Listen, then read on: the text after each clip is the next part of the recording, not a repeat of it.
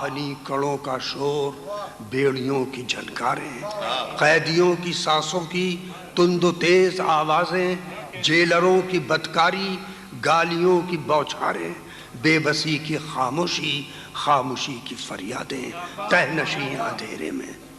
بے بسی کی خاموشی، خاموشی کی فریادیں تہنشیں اندھیرے میں، شب کی شوخ دوشیزہ خاردار تاروں کو، آہنی حصاروں کو پار کر کے آئی ہے، شب کی شوخ دوشیزہ خاردار تاروں کو، آہنی حصاروں کو پار کر کے آئی ہے، بھر کے اپنے دامن میں جنگلوں کی خوشبوئیں، ٹھنڈکیں پہاڑوں کی میرے پاس لائی ہے، رات خوبصورت ہے، نیند کیوں نہیں آتی؟ یہ رات کا سراپا ہے کہ رات خوبصورت ہے، نیند کیوں نہیں آتی؟ نیلگوں جواں سینہ، نیلگوں جواں باہیں، کہکشاں کی پیشانی، نیم چاند کا جوڑا،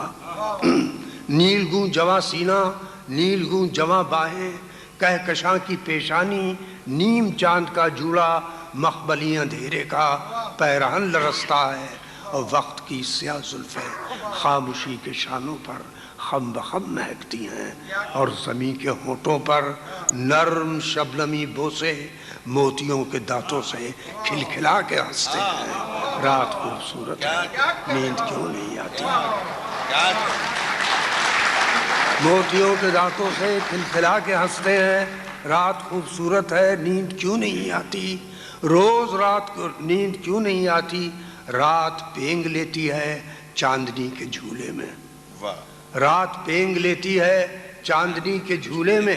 جھینگروں کی آوازیں کہہ رہی ہیں افسانہ، رات پینگ لیتی ہے چاندنی کے جھولے میں، آسمان پر تارے ننھے ننھے ہاتھوں سے بن رہے ہیں جادو سا، جھینگروں کی آوازیں کہہ رہی ہیں افسانہ، دور جیل کے باہر بج رہی ہے شہنائی، ریل اپنے پہیوں سے لوریاں سناتی ہے، رات خوبصورت ہے، نیند کیوں نہیں آتی؟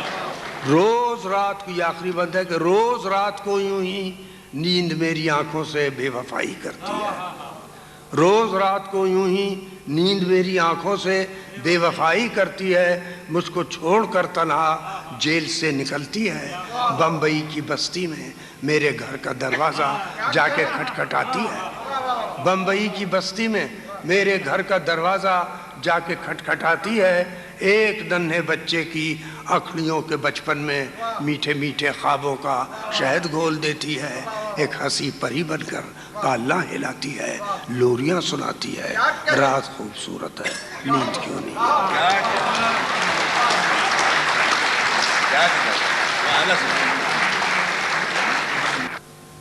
یہ نظم جو مجھے بہت پسند ہے، اور یہ اس کا موضوع اصل میں ہے کائنات کا رقص تخلیق، کاسمک ڈانس آف کریشن، اور اس کا انسپریشن مولانا جلال الدین رومی کے ایک مصرے سے آیا، ہم جو سبزہ بارہ روئیدہ ہم، میں گھاس کی طرح بار بار اگا ہوں، یہ مولانا روم کا ایک غزل کے شعر کا مصرع ہے، اور اس میں جو کہ تخلیق کائنات ہے، اس لیے موت اور زندگی دو چیزیں نہیں ہیں، ایک ہی چیز بن جاتی ہے، کیونکہ وہ تبدیلی کا عمل ہے، اس کی وجہ سے چونکہ ہر نظم ہندوستان میں کہیں خیال پیدا ہوا کہ اس میں ہندو آواگمن ہوگا، کیونکہ ہندوؤں کے ہاں دوبارہ پیدائش کا تصور ہے، لیکن یہ وہ نہیں ہے، اس لیے کہ اس میں ہندو آواگمن میں پرانے گناہوں کا کفارہ ادا کرنا پڑتا ہے، اس زندگی میں اور اس زندگی کے گناہوں کا کفارہ آئندہ زندگی میں، یا اس زمانے کا کرم اور آج کا کرم، تو اس کا اس سے کوئی تعلق نہیں ہے، یہ خالص تخلیق کائنات ہے، اور اس لیے آنا اور جانا اس کا ایک سلسلہ ہے۔ میر کا شعر ہے کہ موت ایک ماندگی کا وقفہ ہے، یعنی آگے بڑھیں گے دم لے کر۔ ملاحظہ کیجئے، میرا سفر، پھر ایک دن ایسا آئے گا آنکھوں کے دیے بجھ جائیں گے، ہاتھوں کے کنول کملائیں گے، اور برگ زباں سے نطق و صدا کی ہر تتلی اڑ جائے گی۔ پھر ایک دن ایسا آئے گا، آنکھوں کے دیے بجھ جائیں گے، ہاتھوں کے کنول کملائیں گے، اور برگ زباں سے نطق و صدا کی ہر تتلی اڑ جائے گی۔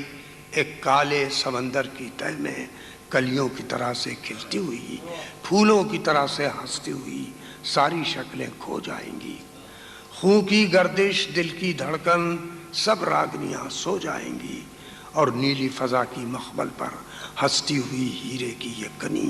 یہ میری جنت، میری زمین، اس کی صبحیں، اس کی شامیں بے جانے ہوئے، بے سمجھے ہوئے ایک مشت غبار انسا پر شبنم کی طرح رو جائیں گی۔ ایک مشت غبار انسا پر شبنم کی طرح رو جائیں گی۔ ہر چیز بھلا دی جائے گی، یادوں کے حسین بت خانے سے ہر چیز اٹھا دی جائے گی۔ پھر کوئی نہیں یہ پوچھے گا سردار کہاں ہے محفل میں، پھر کوئی نہیں یہ پوچھے گا سردار کہاں ہے محفل میں۔ لیکن میں یہاں پھر آؤں گا،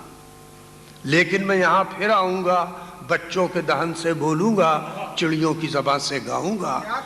جب بیج ہنسیں گے دھرتی میں، اور کوپلیں اپنی انگلی سے مٹی کی تہوں کو چھیڑیں گی، میں پتی پتی کلی کلی اپنی آنکھیں پھر کھولوں گا۔ جب بیج ہنسیں گے دھرتی میں، اور کوپلیں اپنی انگلی سے مٹی کی تہوں کو چھیڑیں گی، میں پتی پتی کلی کلی اپنی آنکھیں پھر کھولوں گا۔ سرسبز ہتھیلی پر لے کر شبنم کے قطرے تولوں گا، میں رنگ حنا آہنگ غزل انداز سخن بن جاؤں گا، میں رنگ حنا آہنگ غزل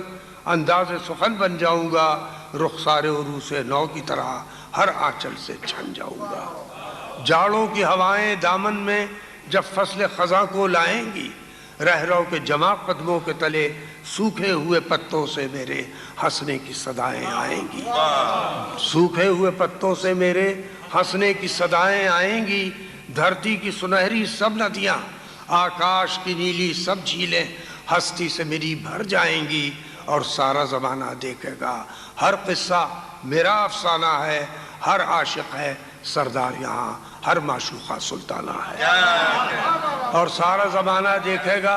ہر قصہ میرا افسانہ ہے، ہر عاشق ہے سردار یہاں، ہر معشوقہ سلطانہ ہے۔ میں ایک گریزاں لمحہ ہوں ایام کے افسو خانے میں، میں ایک گریزاں لمحہ ہوں ایام کے افسو خانے میں، میں ایک تڑپتا قطرہ ہوں مصروف سفر جو رہتا ہے ماضی کی سراہی کے دل سے مستقبل کے پیمانے میں۔